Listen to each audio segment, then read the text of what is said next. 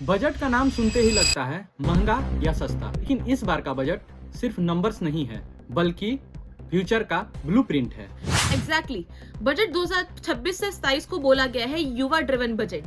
तो आइए इस वीडियो में सिंपली समझते हैं कि ये बजट आम आदमी, युवा, फार्मर्स और विमेन के लिए आखिर क्या नया लेकर आया है। सबसे पहले बात करते हैं यूथ की, यानी युवा की। सरकार ने ऑफिशियली 2026 बजट को युवा शक्ति ड्रिवन बजट बोला है। इसका मतलब एजुकेशन, स्किल और जॉब पर डायरेक्ट फोकस किया जाएगा। इसके अंदर 3 नए इंस्टीट्यूट बनाने की बात करी गई है।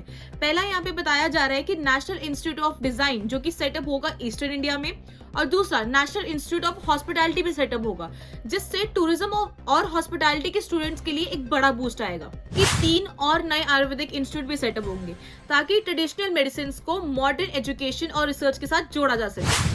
अब बात करते हैं इकोनॉमिक की बैकबोन यानी कि इंफ्रास्ट्रक्चर की। सरकार 20 नए वाटरवेज शुरू करने जा रही है और आने वाले 5 सालों में 20 और वाटरवेज विकसित किए जाएंगे। इसका मतलब ट्रांसपोर्टेशन अब सस्ता, लॉजिस्टिक्स बेटर और एनवायरनमेंट के लिए एक फ्रेंडली मूवमेंट होगा।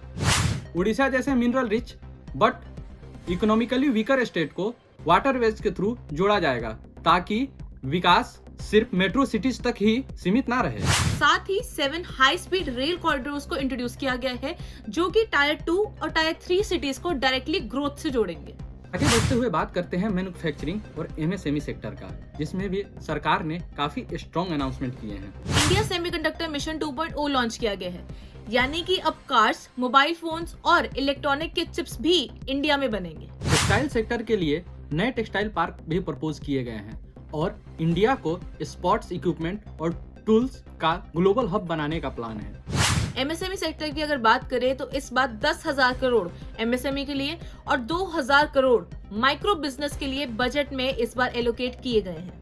इससे स्मॉल बिजनेस को कैपिटल मिलेगा और लार्ज स्केल पर जॉब क्रिएट होंगी। आगे बढ़ते हुए बात करते हैं फार्मर्स एंड रूरल इंडिया के। बजट 2026 में लॉन्च किया गया है भारत विस्तार इनिशिएटिव। इस इनिशिएटिव के under AI based multilingual advisory system को लॉन्च किया जाएगा स्पेशली फार्मर्स के लिए। सिंपल शब्दों में फार्मर्स अपने लैंग्वेज में पूछ सकता है कौन क्रॉप, कौन सा फर्टिलाइजर और कब और कहां बेचना है। फिशिंग और एलाइड एक्टिविटीज के लिए इस बार 500 रिजर्वियर्स को डेवलप किया जाएगा। सरकार सैंडलवुड, कैस्यू और कोकोनट जैसे क्रॉप्स को कोस्टल एरिया में स्पेशल सपोर्ट देगी। और इसके साथ ही इस बार का टारगेट ये सेट किया गया है कि 2030 तक इंडिया के कैश्यू और कोको वर्ल्ड के टॉप ब्रांड्स में से एक बनेंगे। ये बात करते हैं विमेन और सोशल वेलफेयर की।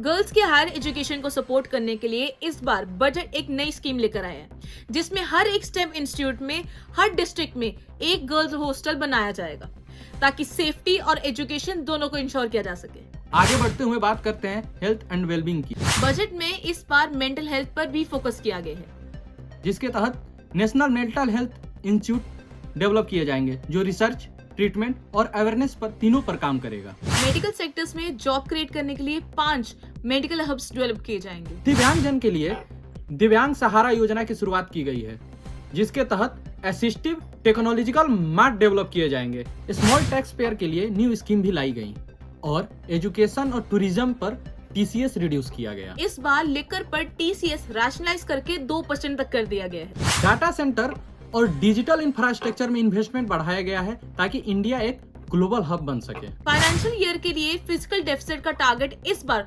4.3% कर दिया गया है। ग्रोथ के साथ फाइनेंशियल डिसिप्लिन भी इस बार हमारी प्रायोरिटी पे है। तो ओवरऑल बजट 2026 से 2027 फोकस करता है यूथ, फार्मर्स, इनोवेशन और विमेन के ऊपर।